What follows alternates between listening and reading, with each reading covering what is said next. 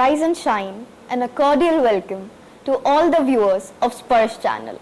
Today, I, Bhavika Adwani of class 12C, feel honored to represent myself as a very brave and a courageous lady. My inspiration, Muniba Mazari. Here I begin. This is the story of a woman who made people realize that sometimes problems are not too big. We are too small because we cannot handle them. This is my story, the story of gratitude. I believe in the power of words. There are people who speak before they think, but I know the value of words. Words can make you, words can break you, words can heal your soul and can even destroy you completely. Therefore, I try to speak positive and good words wherever I go. For example, they call it adversity, I call it opportunity. They call this weakness, I call it strength. They call me disabled, I call myself differently abled. They see my disability, I see my ability. There are some incidents that happen in your life and they deform you physically, but they transform your soul. And same happened with me. I like to share what exactly happened. I got married when I was 18 years of age. Of course, it wasn't a happy marriage. I belonged to a Baloch family where good daughters never say no to their parents. I did same. One day, we met a car accident. Somehow, my husband fell asleep and the car fell in the ditch. He managed to save himself by getting out of the car, and I'm genuinely happy for him. But I was inside the car in pain, sustaining many injuries. And then I heard this debate going on. Should we keep it here? Will she die here? Or should we take her to the hospital, which was 3 hours away from the current location where I had the accident?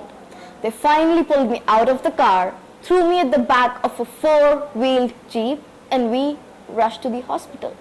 I still remember that bumpy ride. That was the time when I realized that my half body was paralyzed and half was fractured. I was in pain. When we reached the hospital, I came to know that my rib cage was entirely fractured, due to which my lungs and my liver, they weren't working properly and I couldn't breathe.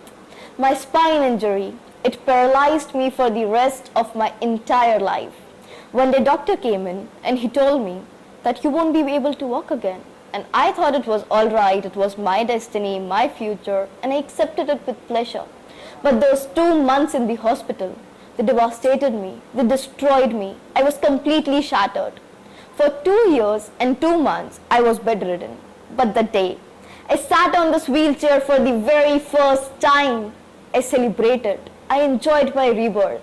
It wasn't easy for me to fight with all my fears to get divorced, but I got divorced. And then I started modeling, campaigning, speaking for the rights of women and children. And trust me, my friends, all of this didn't happen alone. We all have one phenomena. We think that we can achieve all our goals alone, but this cannot happen. We always have people supporting us, praying for us. Value them. Embrace your relations with them. Try to keep them closer and closer to your heart. Now let me tell you a very basic phenomena we as human beings have. We plan our lives to go like this and this. And if that doesn't happen, we give up. I don't understand why we give up. Let me tell you, my friends, I never wanted to be on this wheelchair, never thought of being on this wheelchair.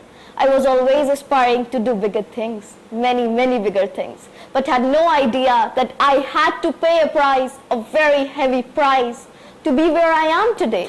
But I am glad, I feel gratitude that I have achieved a certain goals in my life, and I'm happy that I have to achieve much more. Now let me tell you another phenomena which I personally call is a self-created problem. We call it perfection. We have those snaps, those images clicked in our mind that we look perfect if we dress up like this from top to bottom.